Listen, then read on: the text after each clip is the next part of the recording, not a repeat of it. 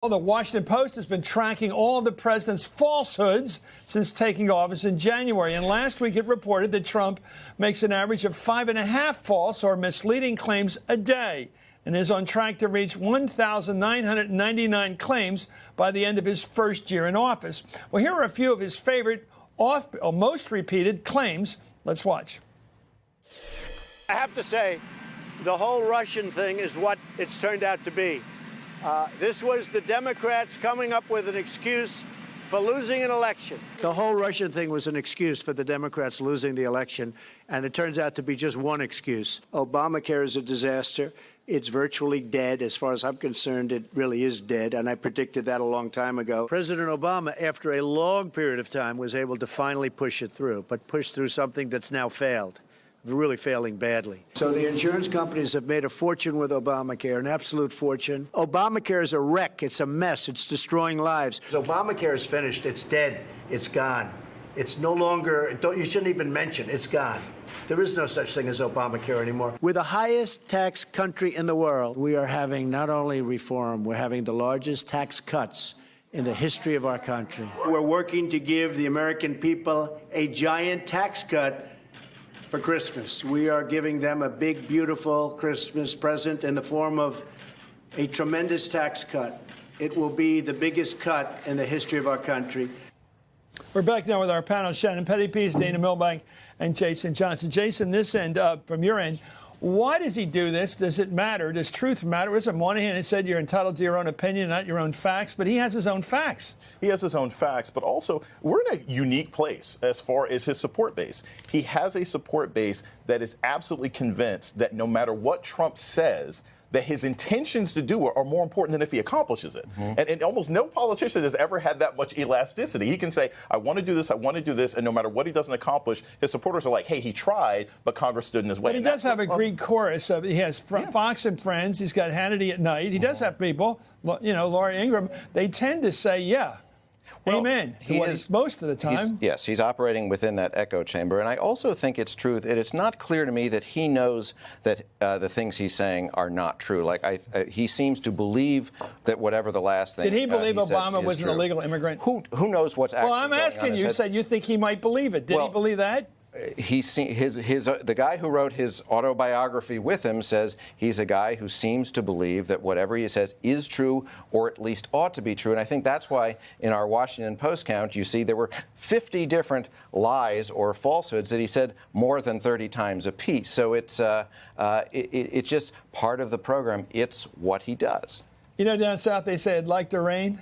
Yeah. He'd like the rain. I just think he'd like it to be the truth. It's like, how do we know what he'd like to believe? I mean, I think he says things in his own interest. He could sell a car that was a junker, a lemon, and tell you this is the best car that was ever on wheels. Right. He could sell a house like that. It's a salesman. But I think it's the salesman. It's the overstatement. The claim that is only in his interest to make. It has nothing to do with the truth. Right. And one that kind of stuck with me from his real estate days was he used to say he was the biggest real estate developer in New York, when he knew that wasn't the case. And it was almost bizarre because one of his closest friends, Richard Lafrac, was a much bigger real estate developer in New York. I mean, Mort Zuckerman. There are a lot of bigger guys than him. He would go around saying that he was a bigger real estate developer than one of his closest friends. They laugh at him when you bring it up with these guys. So I think some of it's marketing, but to Dana's point too, I think sometimes his staff has spun it and twisted it in a way that it was the biggest inauguration. I think he's like Liberace was the world's greatest pianist. Anyway, the president has also exaggerated how great his presidency has been. No surprise there. Let's watch.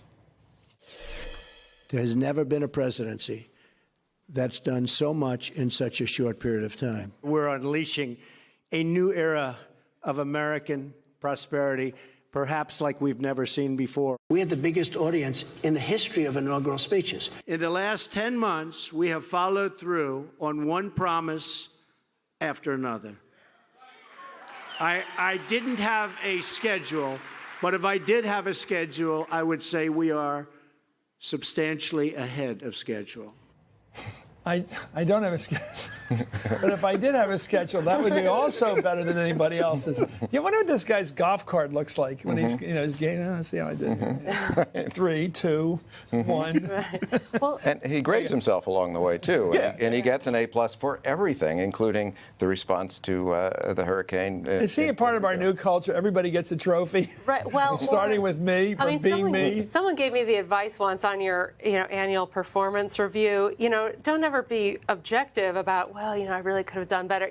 I did great. I was the best. I'm a number 10. I'm outperforming all my expectations. Just why not? Why not say you're doing it? Why I don't not? get it, but I think this bombastic P.T. Barnum part of his personality is all part of his. He's his own advanced man, his own up man. He used to say in Massachusetts. The guy who says the governor's here. He says Donald Trump is here. He's pretended to be his own PR guy. Remember the John Berman or whatever it is? I mean, he does this, but also what he has perfected, and again, his supporters believe it, and Republicans, even if they don't believe it, they go along with it, is whenever something doesn't turn out to be what he wants, it's not his fault. Right?